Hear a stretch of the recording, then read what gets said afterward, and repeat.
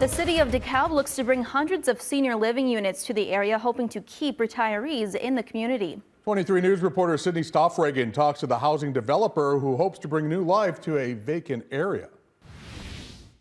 There's no project like this in DeKalb. We thought maybe that'd be a great place for a retirement community. A vacant lot along Bethany Road in DeKalb could soon hold more than 200 senior living homes, including 22 single-family dwellings. He says this is the answer the city has been looking for to keep retirees in the community. They have a walk-in shower and zero-step entry and just the lifestyle. You have your neighbors close and people bike clubs and book clubs and walking clubs. There's just a lot of fun. DeKalb Planning and Zoning Director Dan Olson says DeKalb needs this type of high-quality senior living. He anticipates the homes going for $300,000 to $600,000. That's very comparable to the homes that are already in the development. So it won't negatively affect the home values. It should probably increase them.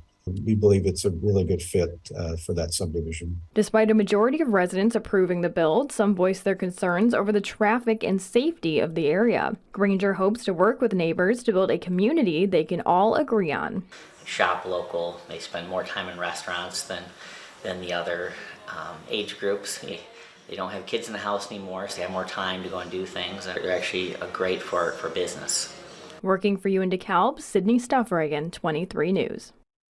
Granger hopes to finish the approval process this year and start building in 2025.